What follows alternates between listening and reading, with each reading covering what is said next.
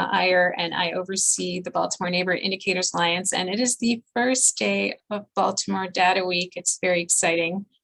We have a little poll that you should see if you want to fill that out while we wait for people to get inside. The first question is, do you live in Baltimore, live or work in Baltimore? And then the second is, what describes your kind of role in the city? Are you a community member? Are you a nonprofit? Are you with the government? So there's two questions. Make sure you answer both. And while we wait for everybody to get in and get settled down, we'll have you answer that poll and we'll share the results with all of our speakers. Today we are going to be talking about greening and recreation, and there's a little bit of a theme where we're specifically trying to look at how young people experience these spaces in our neighborhoods. But by way of background, and before we get started with all our awesome speakers, like I mentioned, we are the Baltimore Neighborhood Indicators Alliance. For those of you that don't know who we are what's called the Baltimore partner of the National Neighborhood Indicators Partnership. So we are also learning from 30 other cities around the country on how to put out data for our neighborhoods in a way that helps you understand how things are changing in your community. We've been around for more than 20 years, which is very exciting. And this is our 13th edition of Baltimore Data Week. Our signature product is, of course, Vital Signs 2020. Throughout this week, you're going to learn a lot about the Vital Signs data report. If you haven't yet experienced how to access it, you'll be in for a huge treat this whole week. So stay with us. This is the BNIA team. You're going to see us virtually and in person throughout this week. Like I said, I'm Seema Iyer. Cheryl Knott is our research manager. Logan Schertz is our research analyst. Herman Paredes is our brand new developer, is of 3 weeks. Brittany McMullen is a real estate student. Sorry, she's not a student anymore. She graduated as our real estate analyst. And again, brand new, Ashley Edwards, our civic engagement and communication specialist, just started last week and already hitting the ground running. So welcome to Ashley. Of course, thanks to all of our sponsors to the Baltimore Data Week, which you'll hear about throughout this week. And this is basically the time frame. We're here on Monday from 2 to 4. Join us again on Wednesday from 2 to 4, Thursday from 10 to noon, and then again 2 to 4. And then Friday, we're in person at the University of Baltimore for the first time in 3 years. And in the afternoon, we're leading an unconference. So come join us for that if you really want to talk about data disruption in a disruptive conference. So today we are going to be talking about greening and recreation. It's a difficult day for obviously our elected officials. So Delegate Bridges may not be able to join us today. But he is very excited about this particular topic and obviously does this with Blue Water Baltimore. And today we're going to be hearing from Kristen Mari at Johns Hopkins University, our own Cheryl Knott about our Project VITAL. The two of them are going to be talking about that. Katie Lauder from Baltimore Green Space is going to be part of the Project VITAL project team and talk a little bit about how she's been using this data that we created, as well as her own work at the Baltimore Green Space. Thayer Young is going to be talking about an amazing project for Gwynn Falls Leakin Park.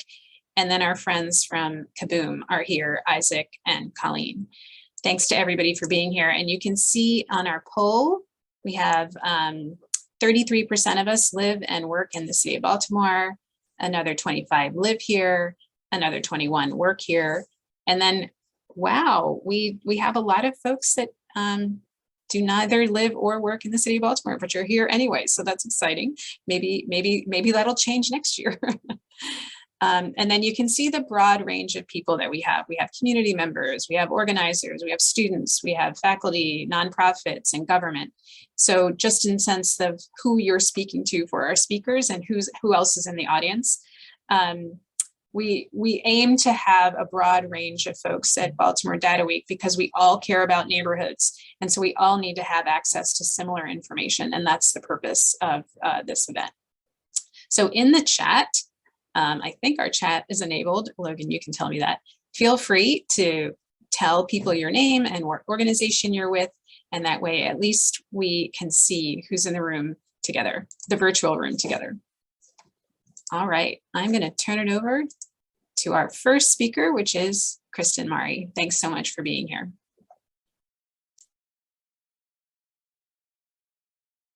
Thank you so much, Seema. I hope everyone can see my screen. Let me just get it to play from the start.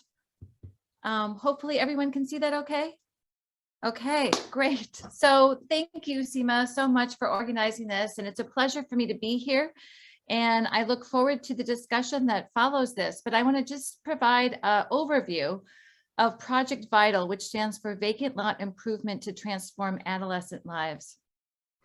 So a little bit of background behind this. So about 2 years ago, actually, we had a smaller group, a lot of whom already make up this Project VITAL, but we started to get together and we were very interested to think about how all the greening that's been going on Vacant was leading to any kind of improvements in health outcomes. So we got a small grant and we looked at one of the greening programs called Care Lots, and we actually found that there was an improvement among crime and violence among in areas where there were these care lot programs. So that got us started, and we started to look more and more deeper at this issue. And basically, there's a lot of literature already that exists that shows that people that live near vacant lots or abandoned buildings exhibit much more negative health outcomes.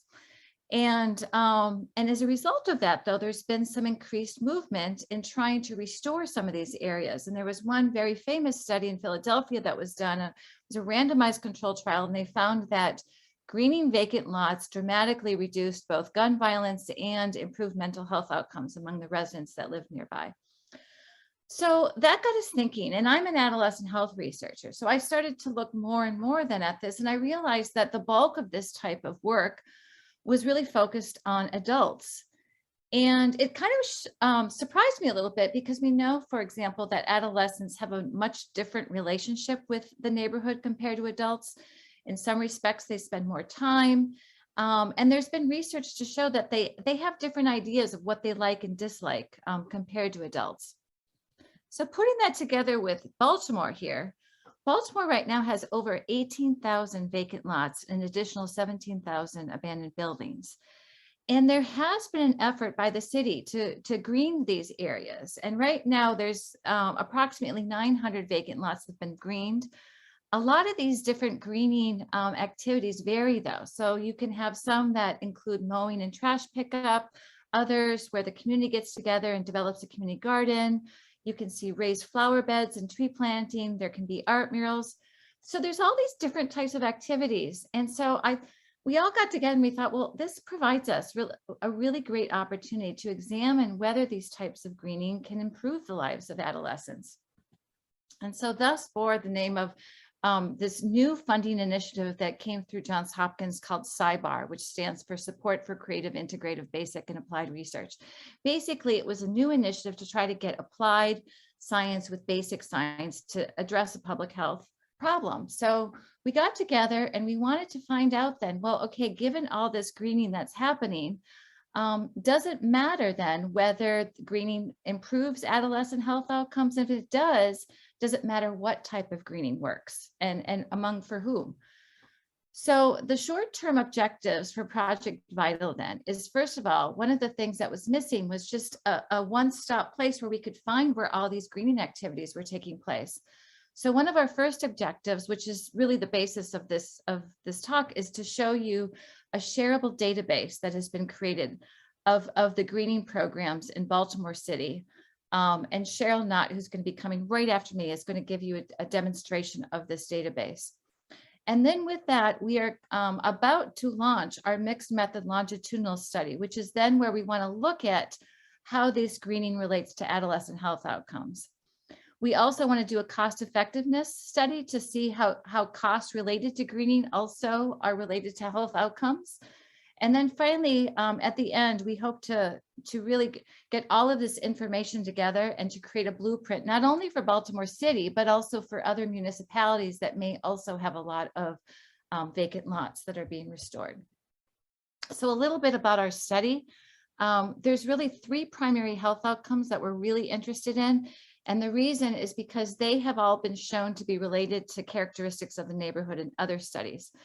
And so those include exposure to crime and violence.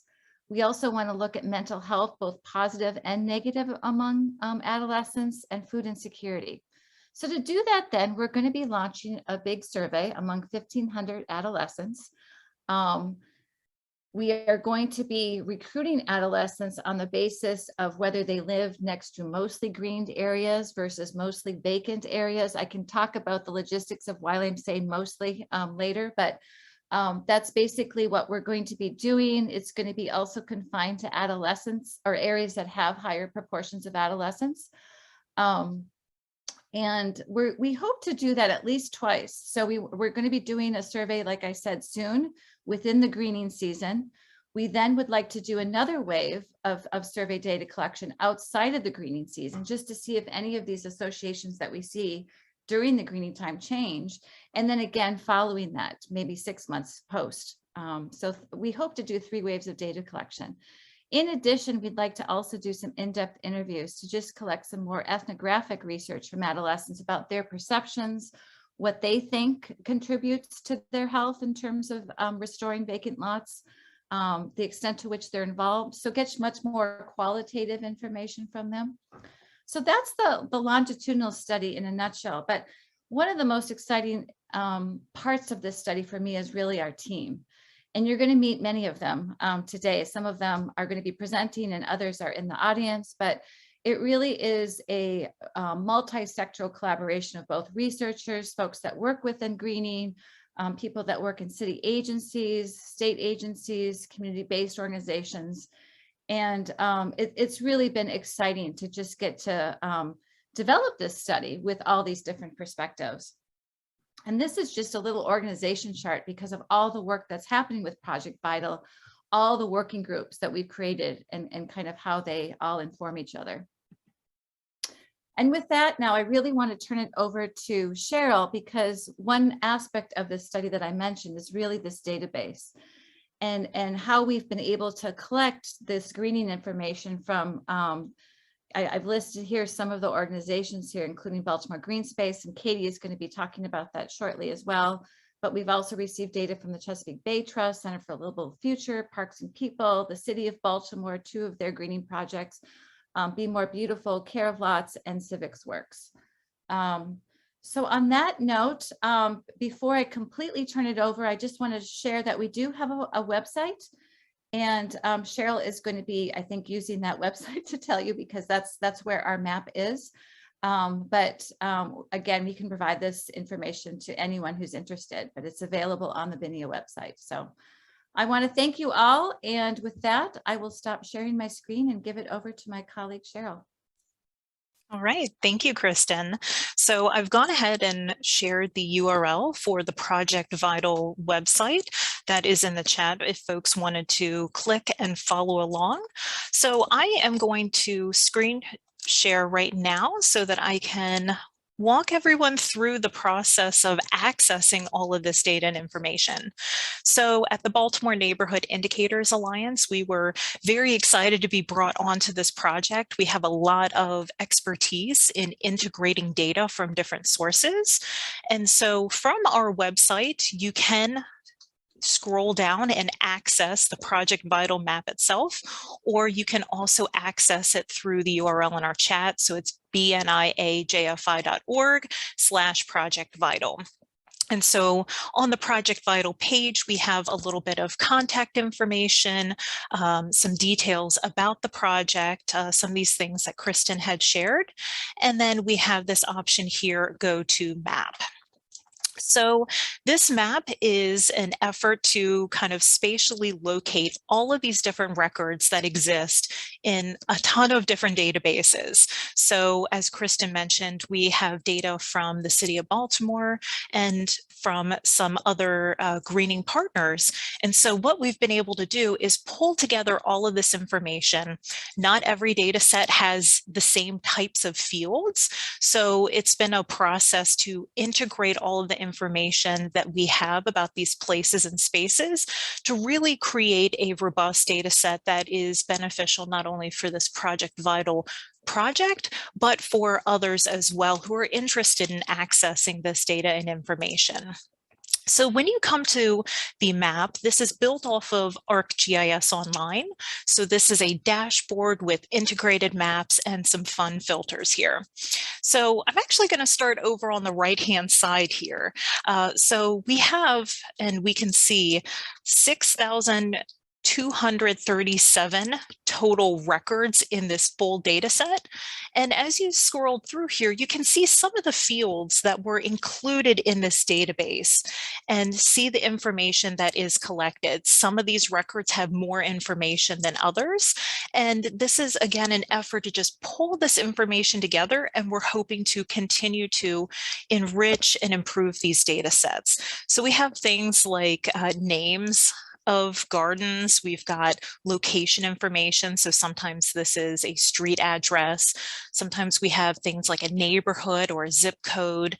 And we pull in information, for instance, like our source. So here's an example here. This is coming from the Baltimore City Office of Sustainability, and all these other attributes that describe these places. So, you know, information about, like, is this an adopt-a-lot as part of the city's program? And variables about the overall stewardship of this. And so all this information can be viewed on the map, and you can also do some filtering of the lots by some of their attributes or these different things that are described in the database. So you can do searches by name, by an organization source, a type of lot, the most current year that we have of data in this database, some condition information about lots, and then you can also do a search by zip code. So for instance, if you wanted to, let's do zip code, you can click on any one of these and you can start typing in a value, or you can browse through and select a value. So this is pulling in from the database. So for instance, I can click on 21202.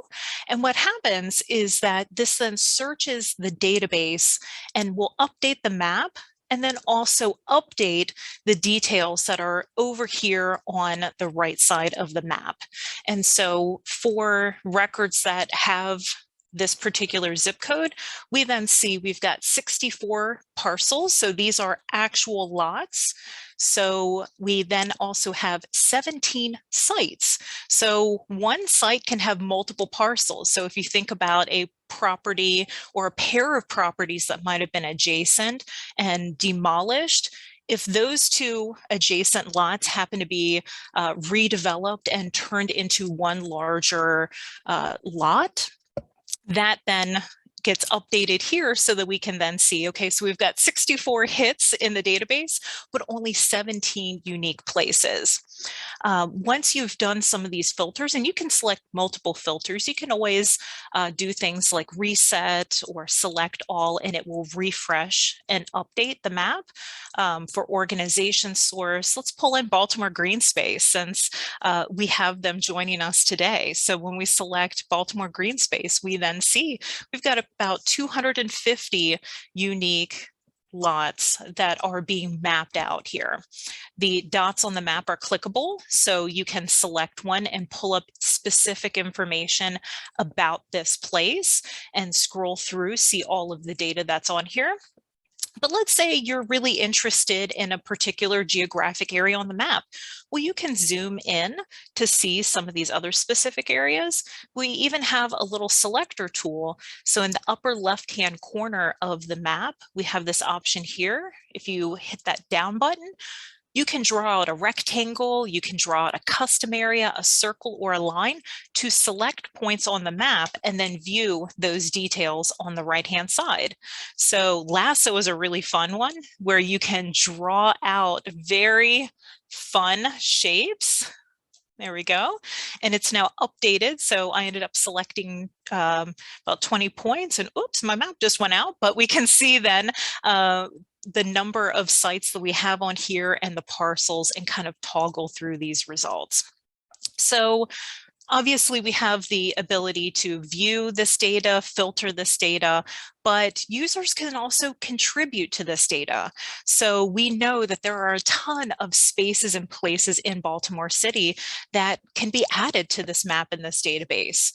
And so if you happen to know of places in your community, we have this link down here. So add a lot to the map and database. And when you click on it, it will bring you to a form and you can enter as much information that you have.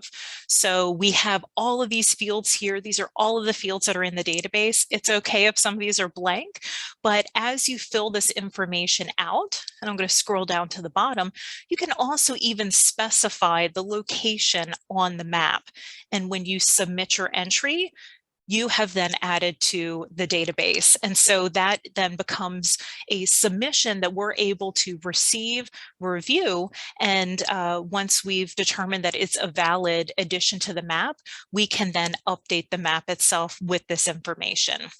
So this is a cool way that you can contribute new lots and new attributes to the data itself. So in addition to submitting new content to this map, you can also download it. So we have another link here, download the master database. So when you click on this, it will take you to the data download that is hosted on ArcGIS. Let's see. Here we go. Here is this data. So you are able to have this information. You can do some filtering of the data. So if you wanted to just select some very specific pieces of information like an address, you can filter data.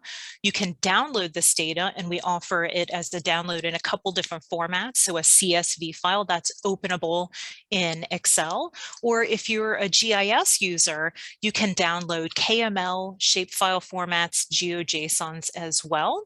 And then if you're kind of like a cool developer, wanted to make your own map, you have the option. So we have this little button here in the bottom left-hand corner.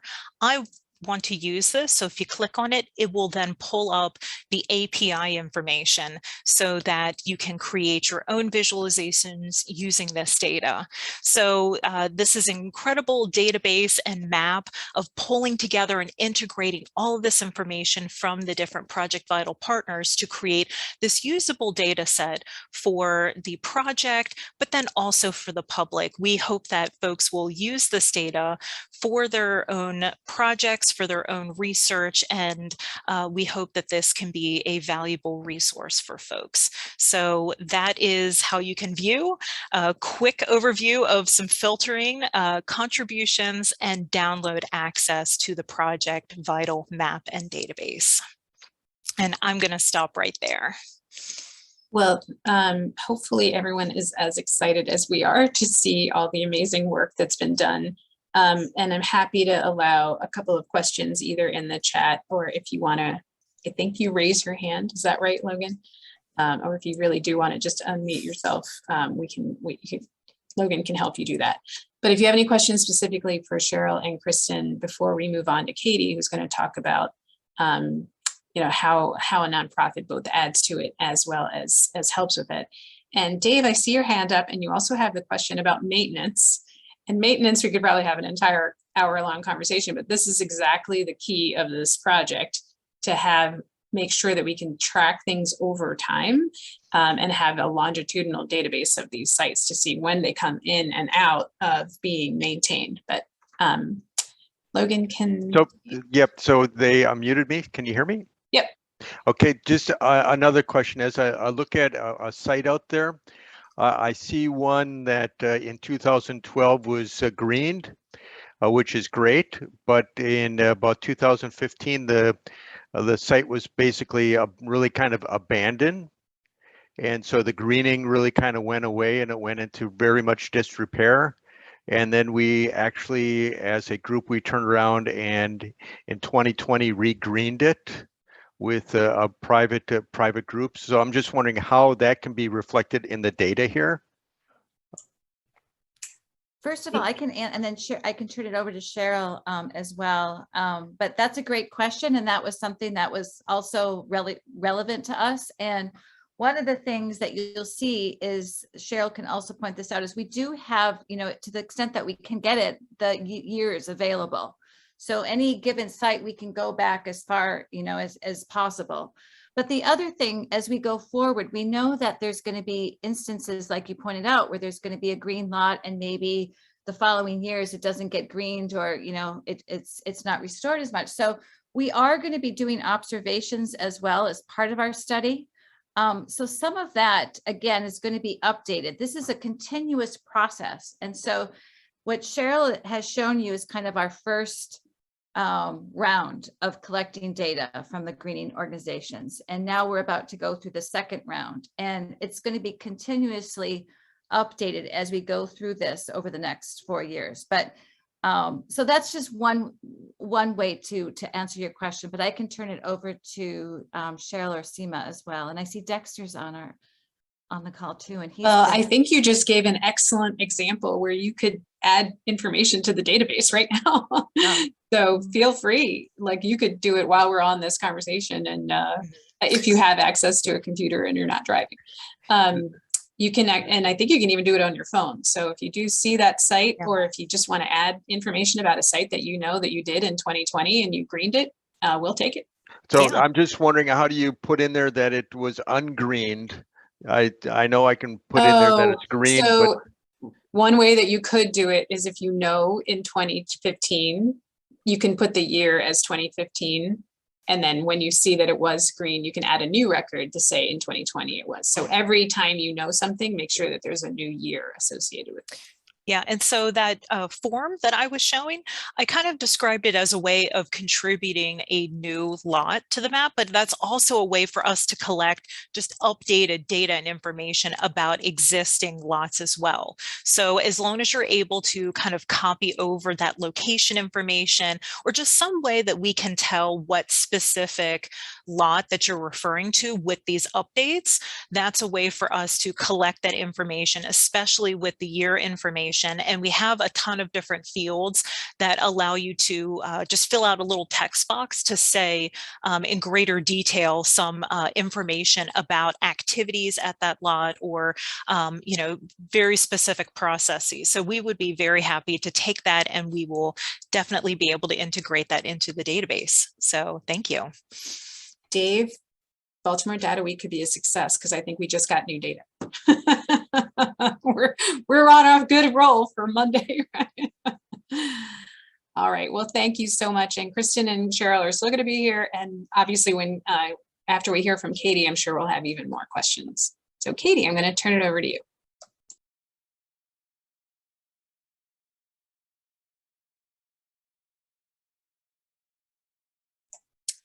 Can Katie unmute herself, or do we need to do that for her?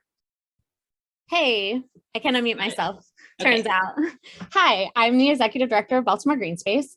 And first I'm going to talk to you about why, let's get in presenter mode, why we joined this project. So we have been working with green spaces since 2007. And when we were asked to be part of this project, I was excited because there's not a lot of projects that look at youth. There are, as Kristen mentioned, there are projects that look at, you know, how many people have access, how much food goes out of gardens, but they don't look at how the work impacts youth. And so we were really eager to be able to contribute. So forgive me if I'm going to kind of go over some things that some of you have seen before because you've been in other presentations with us, but you know, we're in the context of Baltimore, which has lost more than half of its population since the 1950s. And I always like to start with kind of just making sure we understand the context of the conversation that we're in when it comes to green spaces. And as most of you know, that Baltimore has been a place where historic redlining and discriminatory practices against the Black and Brown and African American communities has been implemented over time. And there's this legacy, which you can see that plays out in the vacant lots in Baltimore, and you can see that it plays out in the food deserts. And then we noticed that it was playing out also in the green spaces that, you know, neighbors were creating and caring for really regularly. So we actually have over 300 green spaces in our database now. So we're looking forward to updating that, but they probably really overlap with what is there, because what you see in Project Vital's database, which now there's 871, I noticed this morning since I did this, it really overlays very distinctly with that same redlining map. And just having this data enables, knowing that this data is more full, enables folks to understand different policy analysis. So Baltimore Green Space has been protecting green spaces since 2009, but we were founded in 2007. And we currently protect 16 green spaces and 7.2 acres of land. So it's 8 food gardens, 5 pocket parks, 2 community forests, and a horseshoe pit. We are in the process of protecting 4 more spaces. And at the end of the year, we should have a total of 20 green spaces protected. And as part of that, we are able to, now that we have been started to think about how does an urban land trust create a conservation plan so that we can make decisions about conservation that are informed by conservation goals. And we are not only going to be excited to find out what this analysis produces that shows like about youth health, but also so that we can add it to other policy analysis. So we'll be looking at access to green space for communities, heat impacts, and stormwater impacts in our first attempt at a conservation plan. And we uploaded this data into an access analysis looking at people of color. And so looking at the analysis regarding communities of color, and this is where what the analysis currently shows. We're still kind of in the process of developing this with our partners. And we looked at it in relation to low wealth communities with Jan Michael Archer. And we're also looking at stormwater. So this is a stormwater rainfall analysis over time. And so we're going to be comparing the maps to of all these 3 different data sets to see if anything kind of emerges to the top of the green spaces that are kind of more essential for climate resilience. We're going to also be looking at heat. Now, full transparency, this is the first time we're doing this. So as a data analyst on the line will know that maybe we'll not learn very much of anything about how all these 3 line up. But having this data also enables Baltimore to drop it into regional tools. So the Chesapeake Conservation Partnership for Green Space Equity has developed this, the Chesapeake Conservation Partnership has developed this green space equity tool that's a regional tool that looks at the Chesapeake Bay watershed. And when you drop it into their database, you can see where the parks are. They have a park map analysis. I think that that BNIA has the capabilities to do this as well. But this database also allows you to look at a lot of other, there's an impervious surface layer, and that layer, that database will be going live soon. It's not yet open to the public, but just like BNIA, it will, just like Project Vital, it will be open to the public so you can drop it in and see how Baltimore compares to all these other places as well. And then there are tools like EJ Screen that this data can also be compared to. So let's see, I know I'm under my 10 minutes because I actually timed myself. Let's see. But the whole point of this is to do enough of analysis that we can have some policy discussions about about how should folks really be thinking about the green spaces that are currently in Baltimore and being maintained by communities and being used by communities and cared for by them. Sorry, that's my timer that I can't get to go off. Go off. You're an excellent speaker. Thanks. So I'm going to stop sharing. Great. Thanks so much, Katie. That was such a great way to kind of link up the open resources that we are creating together for other things that are open. Does anybody have any questions about Project Vital? Because we're going to shift gears a little bit on other kinds of projects in the city around greening and recreation. If you want to put it in the chat, or if you want to raise your hand, feel free. And maybe the wheels are churning about how you're going to use this information in your own work. Samuel. Hello. Thank you so much for calling on me. My question is, I do appreciate the data set and the information provided, but in what ways can I use the data and actually implement it in real world change as an individual, not like as a corporation or large nonprofit? How can I, as a person, help? I have some thoughts on that, but Cheryl, Kristen, Katie, you want to talk about how individuals can use the map? Well, one way that I love for that people can use the map is that you can see what green spaces are in your neighborhood and what green spaces you could be lending support to, and what green spaces you could be connecting to each other, right? Because I mean, if you're from here, you know, sometimes a neighborhood that has a green space like 2 blocks away doesn't even know about the green space that's down the street. And so as much as we could all be connectors to strengthen the networks of folks who are supporting these green spaces, I think that is awesome.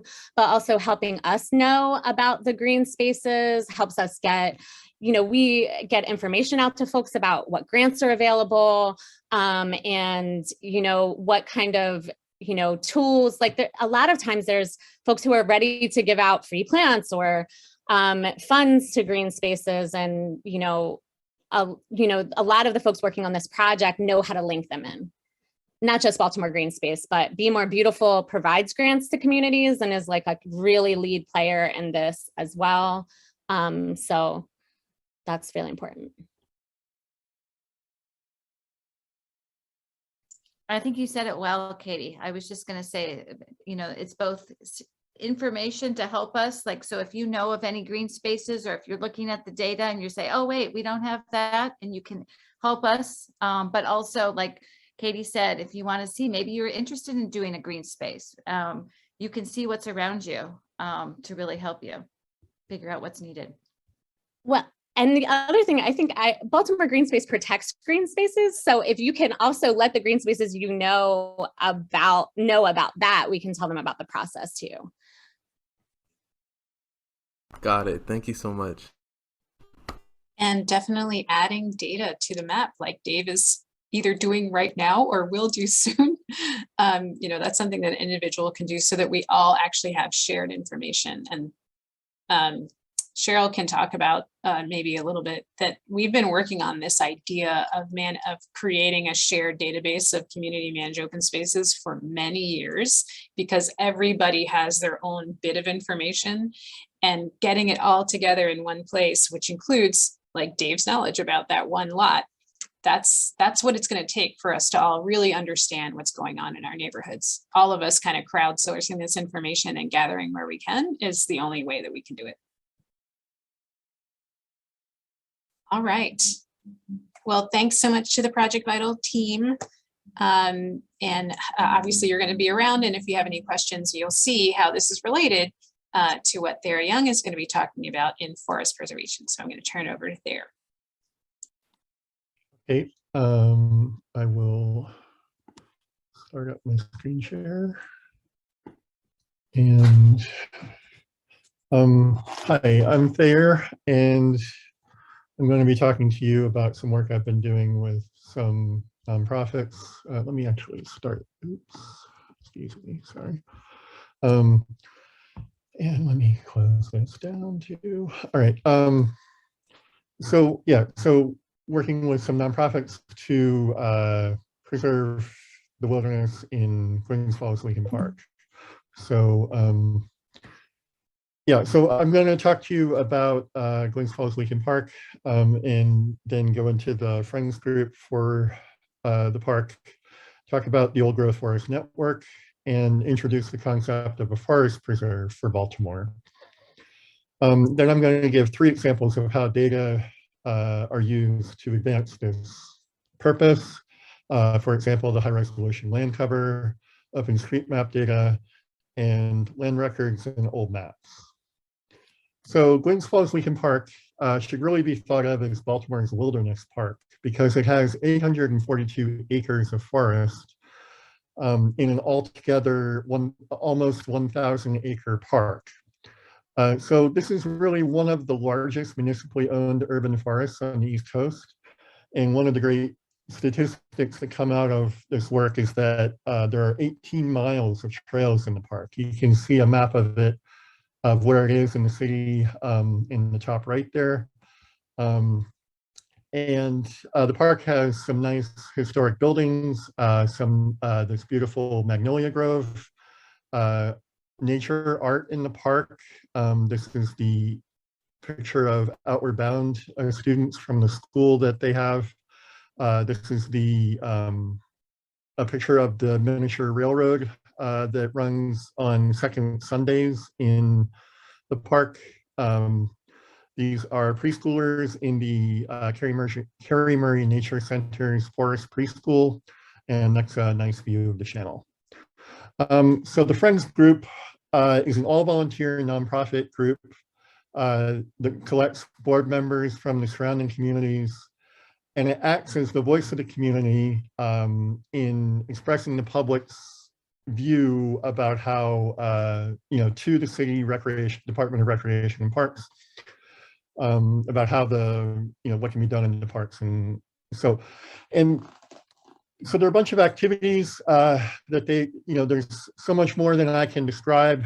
These are only a few of the, that I thought of when I was making this slide, but there's tons that the Friends do. It's a fantastic group. Now I'll talk about the Old Growth Forest Network. It's a national nonprofit that is trying to designate a forest in every county in the United States that can support a forest. So the idea is to give the public access to these beautiful places, to see these beautiful trees. And it doesn't necessarily have to be an old growth forest. It can be just a forest that will never be logged again. And so the idea is to get people out and looking at the forest and appreciating it. And this is the only national organization that's doing this kind of work. So what do I mean by a forest preserve? Basically everything in this brown hatched area is the forest, and that is the 842 acres of brown crosshatched forest are what we're proposing to preserve. And we're proposing to protect it from logging and from development, and preferably in perpetuity or forever. But you don't have to worry. It will allow for maintenance and repairs of existing structures, roads, and utility lines. Just there wouldn't be any relocation or addition of new ones, things like that. And these areas that aren't crosshatched are excluded. These are the active areas in the park, the playing fields, etc. So why would we want to preserve a forest park? Simply so that Baltimore can join the Old Growth Forest Network, which will bring national attention to Baltimore, and it'll bring tourism to Baltimore. This will also guarantee future generations of the city a natural place where they can go and have outdoor activities and outdoor education in a forest. And this is also critical habitat for wildlife, especially sensitive bird species. And the forest acts as the green lungs to cool and clean the air. And it's also a stream valley that absorbs and filters the stormwater. The Department of Natural Resources has done some work to estimate the total ecosystem services They're provided by the park. So what ecosystem services include is the removal of all these pollutants and other things like groundwater recharge, carbon sequestration, et cetera, and stormwater mitigation, et cetera. Now, you can, if you look at a map of these total ecosystem services, you'll notice that the bluer and more purple it is, the higher the dollar amount. You'll notice that the big blue area in the city is Gwynn Falls Leakin Park over here. The only thing that even comes close is Silburn, and that's not even a comparison. So yeah, it's very valuable, and we need to preserve it. So I'm going to start talking about my data examples. I'll start out with the high resolution land cover. So the high resolution land cover was produced for the Chesapeake Bay program by the Chesapeake Conservancy and their Conservation Innovation Center and the University of Vermont. So what is it? It's a 1 meter land cover. That means that every one of the little pixels on here is, well, yeah, when you zoom in, every 3 feet by 3 feet is either land cover, is classified land cover or land use. So it's either trees or buildings or roads, things like that. So how you get it is you go to the Conservation Innovation Center's ArcGIS portal page, which is that link, and then you click on the Chesapeake Bay watershed here, and then that brings up this viewer. So you can either zoom in or you can just click directly on Baltimore City, and it will bring up this list of things that you can download. And if this is the first time you're ever using this data, I would recommend you start out with the land cover, since there's only 12 classes, 12 categories, 12 classifications. And the land use, which is for more advanced users, in my opinion, has 42 subclasses grouped into 18 different classes. So what I did with it was to create this map of, which creates the rationale for the forest preserve. Basically, what we're trying to do here is to preserve habitat for sensitive bird species that need forest interior. So the birds need an interior to nest and to breed. The forest interior is the deep forest. So this is the dark green areas here. And sorry, it's the dark green areas here. And yeah, so the sensitive birds need large areas of intact forest. And what breaks up the forest? Well, it's things like roads and pipelines, which interrupt the interior, they disturb the sensitive species, and they don't reproduce. But you're thinking maybe that, this park has been here for a long time. Why should I worry about disturbance? Well, recently in the last decade, Baltimore Gas and Electric has built a gas pipeline. You can see here this gash through the forest. That cut down 16 acres of mature forest. And the sanitary sewer on the other side of the Gwynn Falls, they built a road so that they could inspect the sewer line. And that took away about 3 acres of riparian forest down in this, which is very important forest. So what happened because of this was that the Old Growth Forest Network postponed Baltimore's admission into the network until, there was more of, until the city said, okay, we want to preserve this land so that we're not going to cut down more trees. So moving on, the second one is OpenStreetMap, and it's used for the park visitor experience and outreach. So OpenStreetMap can be described as the Wikipedia of maps. Basically, anyone can edit. All you need is an account, which is easy to set up. And the data are very popular, it's very full data in urban areas like Baltimore City because there are a lot of people editing, but out in rural areas, you can have some gaps. The way you get the data is by going to openstreetmap.org, and then you search, or search in the search bar, or you zoom into a small area. You click this export button. That takes you over here to a page that shows you your boundaries, and you click the export button again. if you have a small enough area, you'll get your file download window, and you can change, set where it's going to go and all that, and you're great. But if it's too big, then you'll get this error message, and you have to go back and do it all over again, or you can choose one of these other ways of getting the data. So, so what did I do with this data? What you can see here is that you've got these fantastic road layers, and you can get the park boundaries, and you can get the Baltimore City line, etc., all in one place, all in one download. So the reason why I redid the map was because, even though there was a very nice map created by Victor Miranda for a trail map, the problem was that there had been a lot of changes from erosion, so they moved the trails around, so the map needed to be updated. And the other advantage was that from that, there could be created new map signs in the park that could show people where to go once they actually arrived in the park. And the advantage of using OpenStreetMap, besides just the source of base map data, is that you can actually go in and edit it when it needs to be updated. So you can go and do that yourself if you haven't, you just go create an account and do it. And so now all of the, all the trails were re-GPSed, and the trail alignments were corrected. And the nice thing about that is that OpenStreetMap is the source of data for the All Trails base map. So this is All Trails. This is their base map, and All Trails is an app, is a phone that it's an application that you can get on your phone or on your desktop, and it's very popular for people that are going out and want to go do a hike or run or something.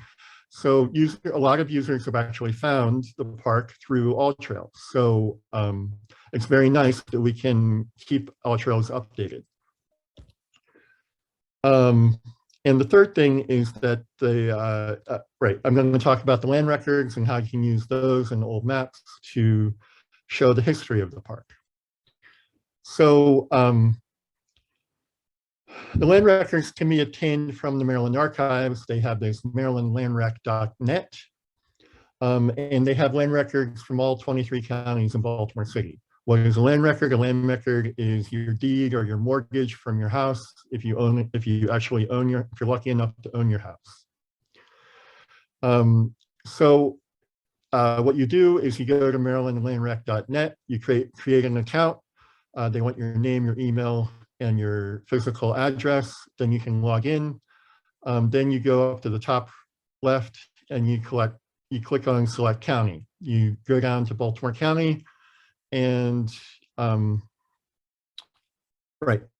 sorry, you go to Baltimore City, sorry. Then you go to this page, which is where you're brought, and you enter the book number, the page number, and you press go. Where you get the information, where you get the deed reference, right? You may not know that, you probably don't. So usually you can get that from if you're a GIS person, you can get it from the parcel data. And if you're not a GIS person, you can go to CodeMap, which is a resource from the Baltimore City Housing and Community, I believe it's from HCD Housing Department. And what you do is that you zoom in on your parcel, you click on the parcel, and then that brings up a pop-up, and you click SDAT, and then you get it from SDAT, the deed reference. But unfortunately, that's only available for the last 30 years. So you had to have a transfer of the property since the 90s sometime. And just so you know, if you don't know Latin, Liber is the book. So you want DR Liber, a folio, and page are the same thing. So, and then it's nice to know the clerk's initials. So for example, Frank M. Conway, because here you go, FMC 2243, because if you don't know, if you don't know the clerk's initials, you may end up getting a bunch of different references for the same page and book number. So you can either choose the date, which looks the most reasonable, or you can just click through all of them and see which one you're looking for. So this is your final deed, and then you can just scroll through and download the PDF. Yeah, and you just need to know a little real estate jargon so you can understand it. Then we come over here to J Scholarship, which is a great source from the Eisenhower Library at Hopkins. It provides old maps. They claim to be the most comprehensive store of maps in Baltimore City, and these are paper and digital maps. How you get the data, you click on the link here, and you can get some fantastic stuff like aerial photo from the 1920s, or sheet maps from way back even before that, 19th century stuff. There's development plans, and then there's the Baltimore County, the county and city atlases. So you can get the Bromley and the Hopkins atlases, which are really old, historic, beautiful maps. So what this led to was creating this animation of how the, basically over time, how the park developed from this one little piece here. The red boundary is the current boundary of what the city calls Gwynn Leakin Park, and I've added some adjacent easements, etc. So the lesson here is that the park didn't just arise on its own. It didn't just happen all together at once. It wasn't just given. This is from 69 parcels, which were acquired between 1901 and 2017. So, and here's a list of all my resources. Here's a link to download my PDF of the presentation and my contact information. And if you are so motivated, hopefully you'll go and you'll sign the petition to advance the forest preserve. So I will stop sharing. How do I do that? Let me see here. I think we're all jaws are dropped with that animation. That was amazing. Or maybe just my jaw was dropped. That was incredible. And there's a lot of people that wanted the link to the your website with if you could just pop that in the chat when you have a chance. We are going to keep all the links, all the presentations, and that was just an amazing amazing compilation of not only the research, but also how to use it. Does anybody have any questions for Thayer? Or also want to do a jaw drop?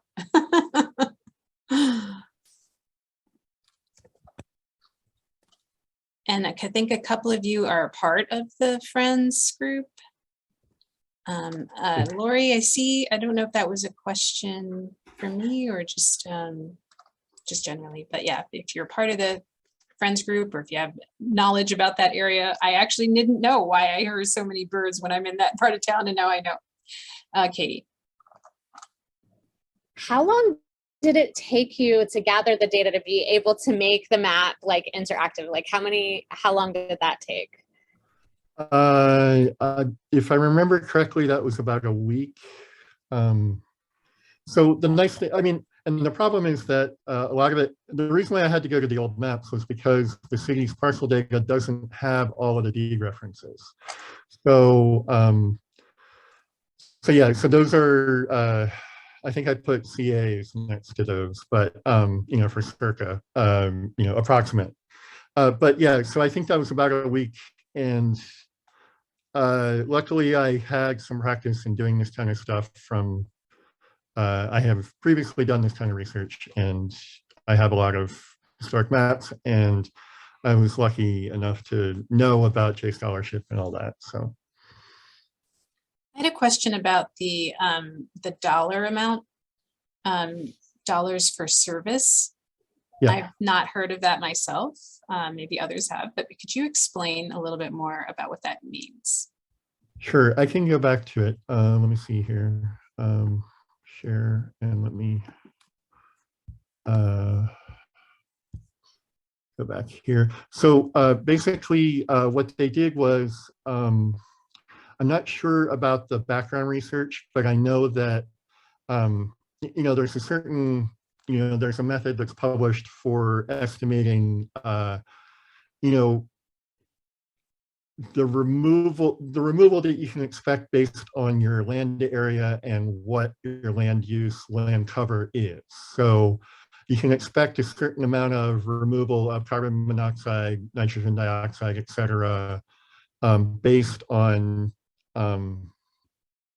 having trees and, a certain area of trees. And then, it's the same thing for all of these other things. And this is basically a meta-analysis, and this is the output from that, sorry. And I looked at the long, very long report that, but I can't give you more detail. Sorry for interrupting. No, I get it. Thank you. Yeah. Alicia. Can we unmute Alicia? I can stop sharing.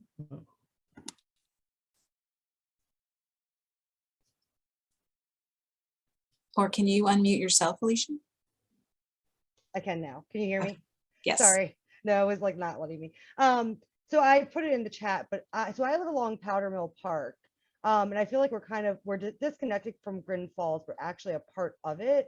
Has there been any pushes to try to reconnect? Because I do feel like living over here, we're so disconnected that the park is not maintained in the same level as other parts of Gwynn Falls.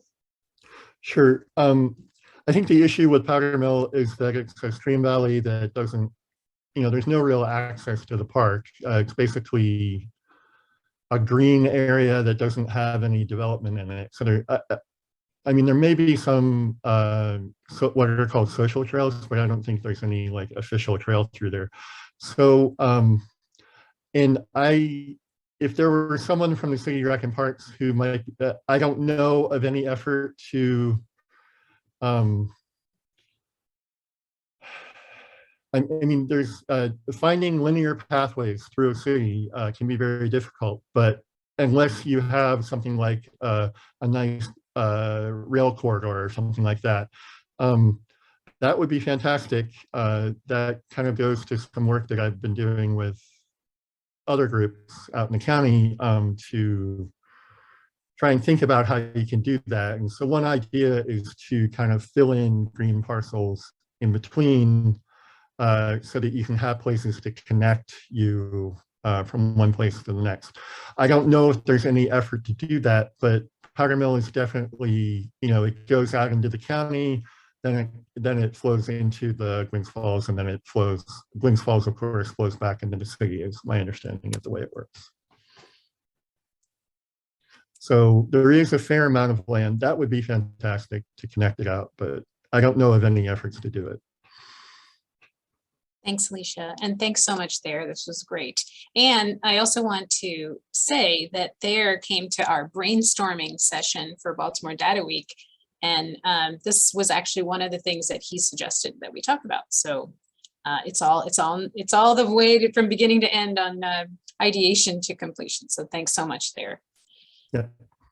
And now we're going to turn to our friends at KABOOM.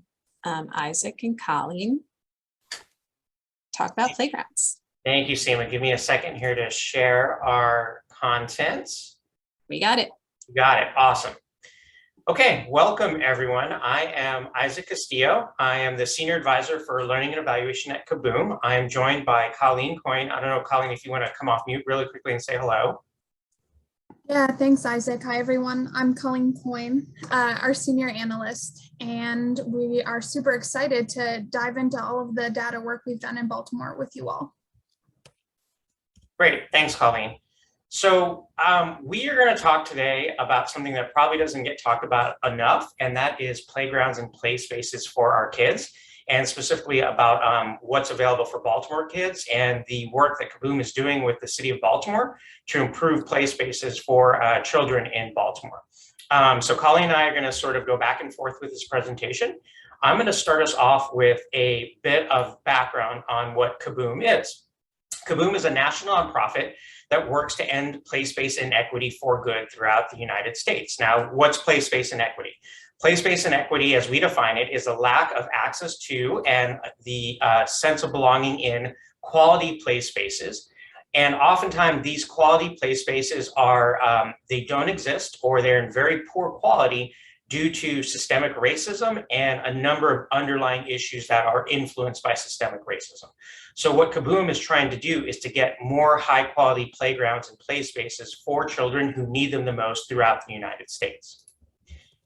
We do that by trying to identify and focus on these areas where these play spaces are needed and where play space inequity is high.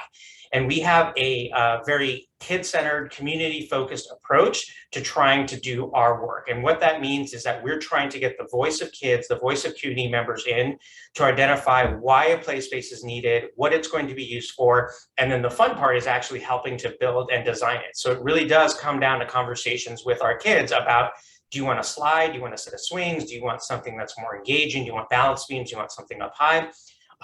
And that's how we get a lot of good input to help design the play spaces that we build in the communities that we work with across the United States. In total, over KABOOM's history, we've built over 17,000 play spaces, or improved 17,000 play spaces, with 1.5 million volunteers engaged.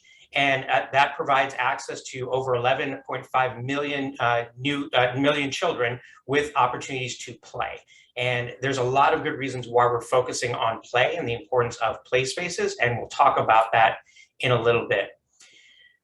The next thing I briefly wanted to talk about is sort of our bold goal. And the goal really is to achieve play space inequity, achieve play space equity, or removing play space inequity throughout the US so that every child can experience these benefits and access opportunities to play and really get the benefits of play in these situations, in these environments. And we're focusing on that for a number of reasons that Colleen is going to talk about. So I'm going to turn it over to Colleen next. Thanks, Isaac. So we wanted to touch a little bit about why play spaces matter. I think intellectually, we can all agree kids deserve opportunities to play, but when we stop the conversation there, we miss out on what are some of the really important effects of play spaces.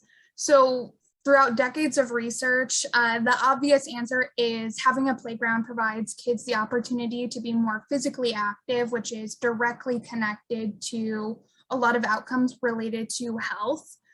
Additionally, research has shown that access to quality, engaging play spaces is pretty directly connected to a lot of different social skills. So kids get the opportunity to learn how to problem solve and deal with conflict, collaborate with other children while they're on the play space.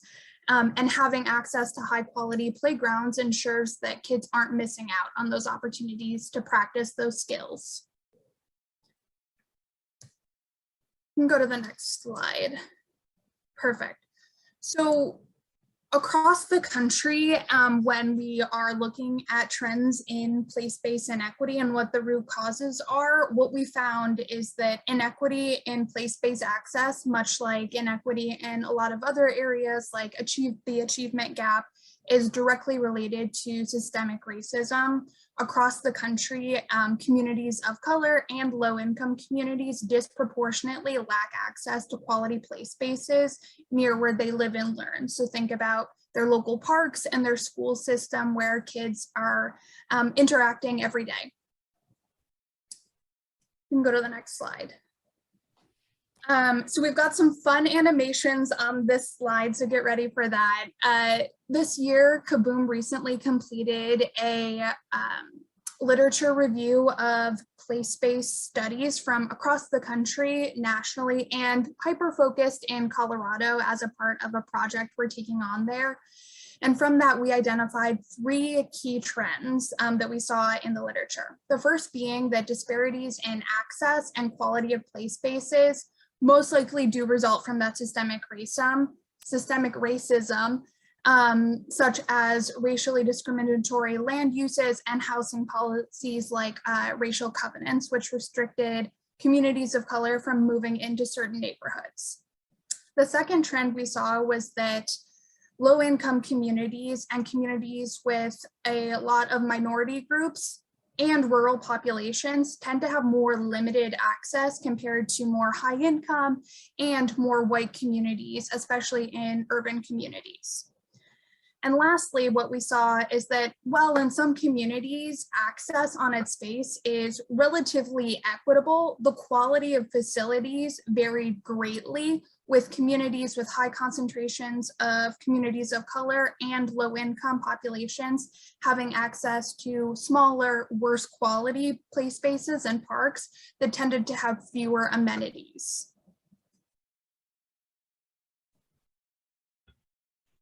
So we know this is kind of a heavy way to get into a presentation and conversation about data, right? Like there's a lot of really difficult things that are underlying a concept that should be fun, right? We're talking about play and kids and playgrounds, but it's important for us as an organization to talk about all these things that underlie what is going on with play spaces in our communities.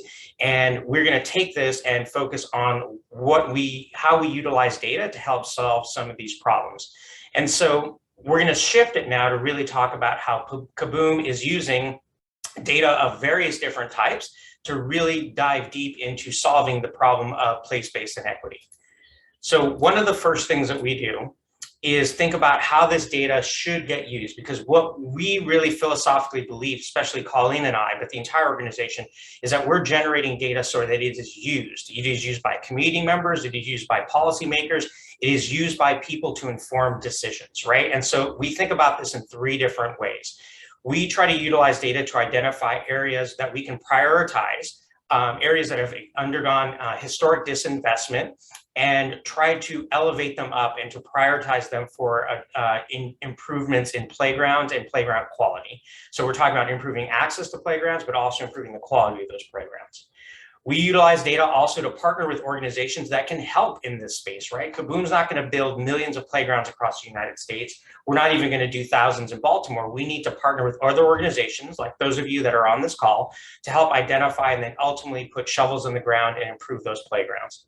And lastly, we utilize data to develop a shared action plan with our partners to re-identify the steps that need to be taken so that these play spaces get built and they're accessible and they're well maintained over time. As I learned kind of in my first couple of weeks here at KABOOM, a playground tends to degrade and not be useful anymore over a period of 5 to 10 years, depending on its continual maintenance and the maintenance budget. And so we don't want to be in a situation where new playgrounds get built, they get celebrated, and then 5 years later, it's time to rebuild them again. So we're trying to utilize data not only to identify where playgrounds need to be built, but also to maintain, also to look at the maintenance of those playgrounds and the quality of playgrounds over time. So I'm going to turn it back over to Colleen to talk a little bit more about the approach that we utilize in terms of mapping and using data. So, yeah, KABOOM has a really simple philosophy when it comes to our mapping approach. Not only do we want it to be smart and data informed, but we also want it to be accessible, right? So we ask ourselves a set of key questions. What is access to play space like in a community?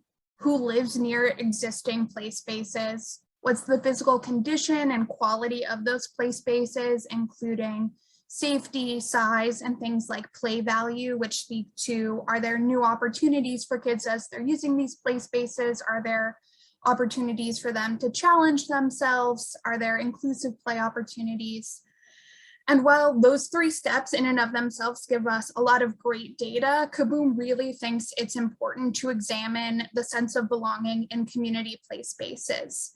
We're kind of operating under the philosophy that just building a playground isn't enough. We have to be engaging community throughout the process to make sure that any play space work we do reflects community needs and wants. And so as a part of our mapping work, we're examining, do current play spaces, are they culturally relevant? Are they used by the community? Are they meeting those needs that community members might have at their playground? And we're combining all of that data together to come up with this actionable roadmap to address play space inequity at scale with our systems partners and other nonprofit philanthropic partners that come along.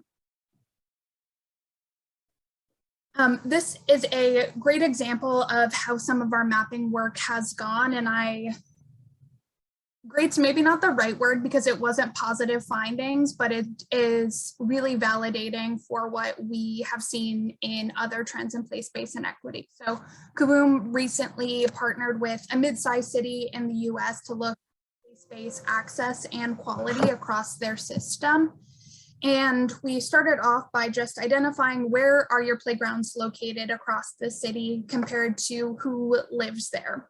And when we just looked at that access data, distribution of the playgrounds compared to where there was like high concentration of kids living was actually pretty equitable. It was pretty good. The city was really excited about that. But then when we layered on quality data, it told a completely different story. So of the play spaces located across this city, 70% of the playgrounds that were in need of immediate repair replacement were frankly pretty dangerous for kids to be using, were located in communities that had a higher concentration of Black, Indigenous, and people of color residents than the rest of the city at whole. Those same communities were where all of the play spaces that had been removed in the last 5 years were located. Meanwhile, the city had made a pretty significant investment in building new play spaces, which were located in predominantly white, predominantly affluent communities that already had access to quality play spaces. This was a really eye-opening conversation for our partners at this city because they had historically just looked at access data. And for us, that's really affirming, and that looking at access alone isn't enough to understand what place, space, and equity looks like. And that it's only when we take a step further and examine quality that we can see that many communities are not getting the investment they need for place-based equity. And this is a starting point to drive that conversation forward with our municipal partners. So Colleen, really quickly, if this data hadn't been done for this mid-sized community, how would they have prioritized building new playgrounds or modernizing playgrounds? In conversations with the city, what we found out is that they were really prioritizing investments in the communities that had the squeakiest wheel, you know, the community member who's calling city council, calling the deputy mayor, and asking for them to improve their physical play spaces. They hadn't taken the time to develop a systematic approach for updating their play spaces across the city, which is ultimately what resulted in 80% of the playgrounds that were removed in a 5-year period being located in the low-income communities, and 80% of the new playgrounds being built in that same 5-year period being located in high-income communities. Got it. Thanks, Colleen. All right, so we've talked about another example, but talk to us about Baltimore, Colleen. Yeah, so specifically when we are thinking about Baltimore, this is a place KABOOM has worked for a really long time. You know, our headquarters is located 45 minutes south in DC, and throughout our history of working in the city of Baltimore, we've had a really strong partnership with both Baltimore City Recreation and Park and Baltimore City Public Schools. We've ramped up that work over the course of the last 7 years to build new play spaces. But again, we weren't yet taking a system-wide approach to understand what are the highest priority places we should be investing in building new playgrounds that would create access to quality play spaces for community members that didn't have it already. The first thing we did was figure out where are all the playgrounds located in Baltimore. And if you take a look at this map, that's a really cumbersome place to start. Without any other data, if you're just looking at where playgrounds are located, you would say, hey, Baltimore is doing a pretty good job. There's lots of play spaces among these two systems, but this doesn't help us identify where we should really start the work. Right, so the next step, pretty logically, is to look at the quality of these play spaces, these playgrounds. And so that's what we did with a process we call our play space assessment. Now, working with Baltimore City Schools, we conducted a play space quality assessment process, which was looking at their school playgrounds on city schools properties and doing a rating scale, which I'll talk about in a little bit, to determine which of the play spaces and the playgrounds need to be replaced or modernized. with the Baltimore City Department of Recreations and Rec and Parks, they do their own quality assessment data every year. And so we just took their data and put it into the work that we're doing to really kind of look at overall for the entire city what was going on with playground quality. So in total, there were 215 play spaces that in Baltimore City that were assessed. With city schools, we did the assessment, and with Recs and Park, we utilized their own data. Now, what does this actually look like? What does it mean to assess playground quality? Well, we have a 75 item assessment tool that we utilize to when we go physically to the playground and to try to assess what it looks like and the condition of the playground and the play space itself.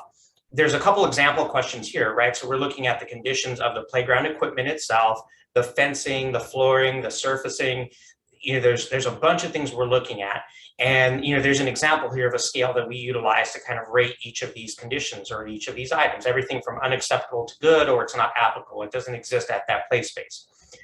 It may sound very technical, and 75 are a lot of items, but in reality, some of this stuff is actually pretty simple. So let me give you an example of what this looks like. Now, it doesn't take years of qualitative assessment experience to look at these pieces of playground equipment and know they're not good and need to be replaced.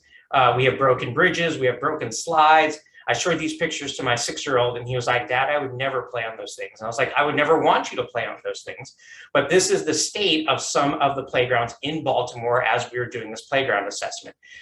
These photos were from Edgecombe Elementary, which is now Park Heights Elementary School. And this isn't even the worst of the playground equipment that we saw. This is just one of the visual examples that we're lifting up right now to give you an example of what it means to do playground quality assessment. So based on the 75 item tool, we came up with ratings for all of these different playgrounds and identified which ones were in need of full replacement or modernization. Colleen, why don't you talk to us about the next step in the process? Yeah, from here is where we really started to layer on extant data for the community to understand where are those areas based on all of those trends we identified earlier that are most likely to be experiencing this place space inequity, and that we know are based on that quality data we just showed you. So the first thing that we looked at was income. For KABOOM, we were looking at area median income for the larger Baltimore region. We took that data. It was last noted at $83,000 per year, which we do know is higher than the median income of the city of Baltimore itself, but we were looking at sort of that broader perspective of the region. For our work, we prioritized working in areas that align with the HUD Community Development Block Grant Standards, meaning their income was about the census tract median income was 80% or less than the area median income, in this case being around $69,000 per year. When you look at this map, you can see it's broken into 3 buckets: areas with the lowest median income per census tract, medium for the city, and then high income. From there, we then overlaid that data with our race ethnicity data. So across the city of Baltimore, we looked at race and ethnicity by census tract to identify communities with a higher percentage of Black, Indigenous, and people of color. Our focus was on census tracts where more than 50% of the residents were identified as BIPOC. And we found that that actually really well aligned with, not surprisingly, the areas with the biggest need for investment in place spaces based on our quality data. We can go to the next slide. From there, we took all of the information we had thus far. So we took the quality ratings information we took all of that location data, and we took those 2 key demographic data points, median income and race and ethnicity, and put them all on a map together to see what it was that we came up with. So we layered all 215 locations onto this map. When you're looking at it, the orange dots are place-based locations that were identified through our quality assessments as needing pretty much immediate repair or replacement. And the blue dots are place spaces that through the quality assessment we found were actually in pretty okay condition. Again, looking at this map, that can be pretty overwhelming. That's still a lot of play spaces to be looking at. So from there, we refined it a little bit further to look specifically at those priority play spaces. So playgrounds that we identified as being located in our priority communities with a high percentage of low-income residents and a high percentage of BIPOC residents, and where their playground ratings were poor or critical. From there, we were able to work directly with our partners at both Baltimore City Parks and Rec and Parks, as well as Baltimore City Public Schools, to look at those play spaces and figure out where should we really start investing. And as you can see through our partnership, we already have a whole host of sites that we've got funding committed for. So looking on this map, the blue-green dots are sites that we know already have funding based on the work we've done together coming from a variety of public sources. And the yellow dots are sites that we are still looking for funding for, but we know that they are playgrounds that are in bad quality, located in communities that have low access to quality places to play. So Colleen, there's a couple play spaces here that identify that are outside the priority census tract areas. Can you talk a little bit about those? Yeah, so for the play spaces that are outside of our priority highlighted census tracts, meaning they're not located in one of those purple census tracts you see, that's largely because we incorporated some data from city schools directly, which is part of their equity focus as part of their blueprint for improving Baltimore City public schools. In most cases, those dots are still pretty much immediately adjacent to a priority census tract. And so based on how parks are actually used, they're still probably parks that are used by that same population of low-income people of color. And I think, Colleen, this is a great example now of how we're trying to move both city schools and recs and park to be more strategic in the replacement and repair of their playgrounds and their play spaces, right? Because again, we wanted to try to encourage people to get away from the squeaky wheel method of doing playground replacement to be much more strategic. And this was a very different way to think about playground replacement. Yeah, absolutely. And when we were having conversations with both of those partners about how we should identify priority play spaces, you know, they looked at the initial data set and were like, that's great. Now, how do we dig further together? And so being able to work directly with systems to have these conversations is really important, because the fact of the matter is a lot of cities across the country don't have capacity to dive in and do this data work for a number of reasons, whether that's being underfunded or not having staff capacity. And so we see this as a place where KABOOM can really come in and support those partners. And even when we're not directly building the playgrounds, which is the case for many of those blue dots you see on this map, we really are working with those partners to help them understand why it's important to apply an equity lens and to use data to really drive their decisions about investments within their community. Yeah, there's a good question here from Katie in the chat, Colleen, about at a policy level, what do we need to do to ensure playground maintenance and replacement funds are more consistent? And so what we heard kind of in a session we did in Baltimore a couple of weeks ago is it is really thinking about how you prioritize and lock in funds in terms of the budget process for continued maintenance over time. The stat I heard in this recent Baltimore meeting is that a play space on average gets replaced in Baltimore every 43 years, if I remember that data point correctly. Which, yes, the look on all of your faces was the look I had on my face, right? But that is an intentional policy choice that is being made, because oftentimes that funding gets used for something else, right? And even when there is funding to do maintenance and replacement, as we saw earlier on in our presentation, that tends to get prioritized in the suburban, mostly white, mostly high income communities, because it's the squeaky wheel, rather than a very strategic process to identify, if we have a limited pool of funds, here's what we're going to prioritize as where we're going to do the playground replacement and repair and modernization, because these are the communities that need it most, that will get the most benefit from it, and that historically we collectively as a group have disinvested in those communities previously. Absolutely. And I think that really underscores the importance of moving beyond the notion of we all know playgrounds are important to connecting it back to those key outcomes for kids and communities. Because if you're not looking at how play spaces are vital infrastructure for kids when it comes to physical and social, emotional health and well-being, then it's pretty easy to drop them on your priority list. So let me kind of share a couple last things, and we'll go ahead and wrap up and take any other questions or have some more dialogue about this. But you know, here's where we're at currently in Baltimore. So we've identified 99 playgrounds that are prioritized for replacement based on the map we've just seen and kind of the criteria of income, percentage of people of color, and based on playground quality ratings assessments that we did or that the Department of Recs and Park did. Of those 99, 37 have already been replaced and or we have funding in hand to do those replacements relatively soon. But there's another 62 that we need to do fundraising for to make sure that we replace them. And we as the collective, it's KABOOM, it's Recs and Park, it's city schools. We're trying to identify those funds to make sure that we can get those playgrounds replaced and modernized, just like the 37 others where we already have funding lined up.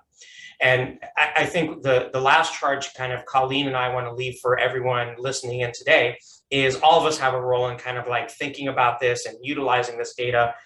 And really it comes down to when you are, you know, at a play space or at a playground and you see a situation like this, right?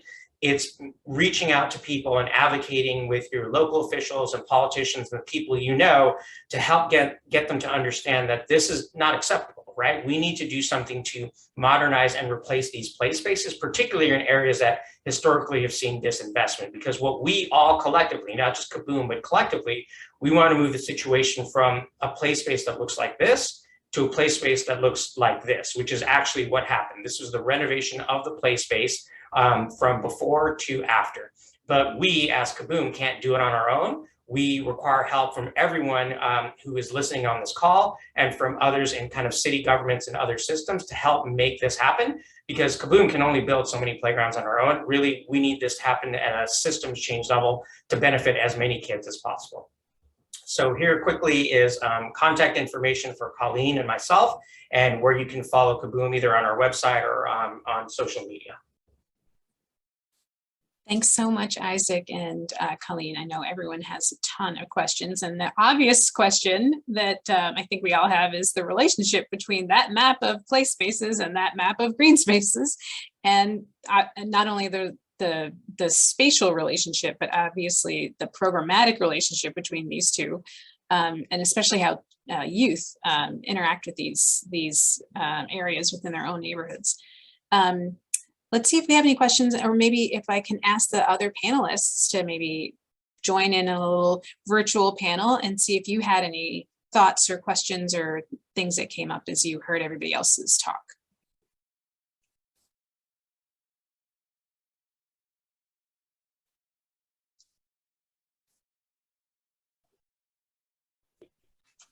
Seema, there's a question from Thayer in the chat about comparing funding availability for Recs and Park and city schools. I don't have the number at the top of my head. Colleen, I don't know if you know what their budgets are or how they compare to each other. In terms of what sites are already funded?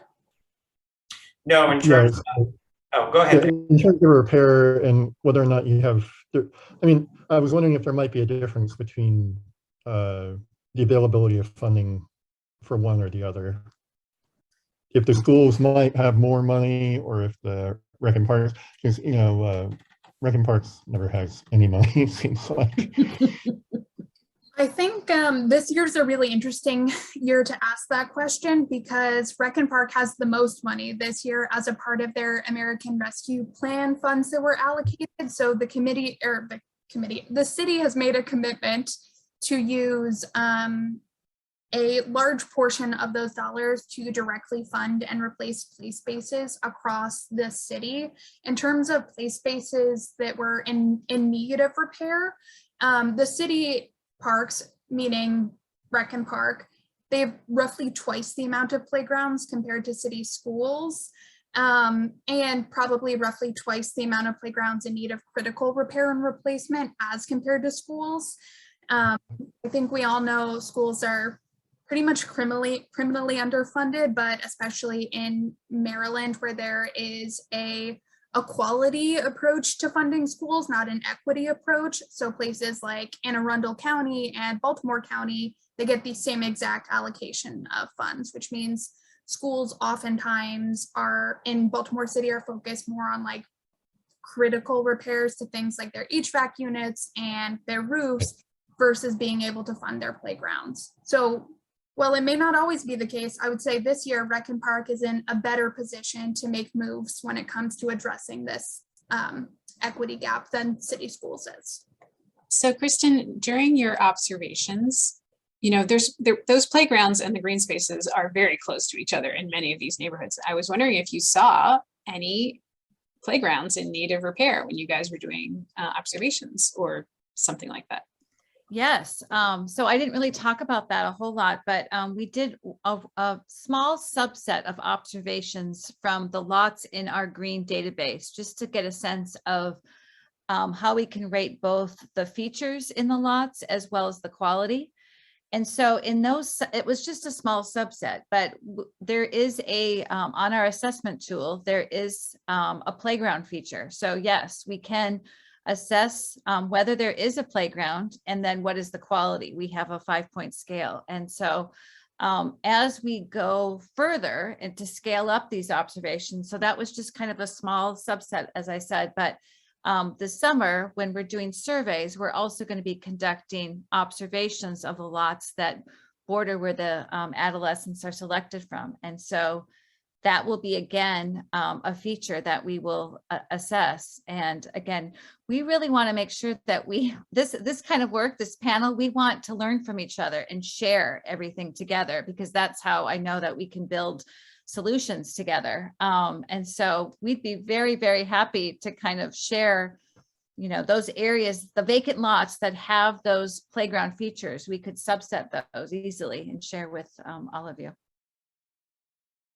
So I have a question about the KABOOM data set. Was it just schools and parks and rec that you looked at?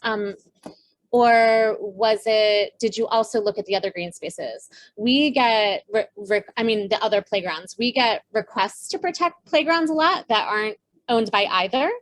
And or to protect places where communities want to have playgrounds installed. And so I was wondering if your analysis spanned the whole city, or did it just stay limited to city ownership? So our primary focus was on playgrounds located within those municipal systems, so either Leakin Park or city schools. For this analysis, that said, KABOOM works with a variety of partners in Baltimore, so we definitely have worked on some of those neighborhood level parks and play spaces, and don't consider that out of bounds at all, but it wasn't included in this current data set. Yeah, so your data set, there are even more playgrounds. Yeah, right. I was thinking about the one that you guys did at White Lock Farm, because I don't think that's or is that technically associated with the school? I don't know, but it's far enough away from the school. But there's a question in the chat. There's a couple of questions in the chat, obviously looking at the relationship between greening and playgrounds. And, you know, Darren probably is asking the question that we all have, like that plastic slide is very difficult to just replace. You would actually have to have equipment to do that and the skills to do that. And obviously the money in addition. But what about converting hard playgrounds or more active playgrounds to more natural playgrounds? And can we combine the green spaces to require less maintenance? I'm not sure if green spaces require less maintenance, but they require a different kind of maintenance that maybe doesn't require a lot of plastic and other kind of equipment. But so I think both of them require maintenance. Just maybe you can do a lot of sweat equity in green spaces that you can't do in the hard surfaces. Is there kind of a thought to decommission some of the more active play spaces into more natural play spaces? I would say our current thought process is not decommissioning, but rather adding to. And so as part of KABOOM's work, we are exploring what are other natural elements we can include as part of our place-based projects. And we do include evaluation of some of those elements within our current assessment. So not just looking at the playground equipment, but is there a community garden located within the park space? What are the other natural resource and elements? I will also share very excitingly, KABOOM built our first ever nature playground last year in San Francisco at Heron's Head Park, which is located along the India Basin in San Francisco as a part of the Bayview neighborhood, which is where the majority of Black individuals who live in the city of San Francisco live. It's actually one of the only places where Black people can still live in San Francisco. They've seen a decrease from 26% of their population identifying as Black to less than 13% over the last 30 years due to displacement. And the city is just now starting to actively work to address that. Part of that has been their expansion of connecting parks along the India Basin, including Heron's Head Park, which is both KABOOM and the city's first nature play space. So it's something we're looking into and how we move forward with it in the future. It's not a fully cemented idea or program, but we do recognize the importance of including natural elements alongside play spaces, because it's key to give kids a variety of opportunities to play. Any other thoughts or any other questions? We didn't answer this yet, but I saw it a lot in the chat about whether or not all of this data will be available. We're currently working on building a public report with both of our partners in Baltimore that will, fingers crossed, be released later this year with all of this data publicly available.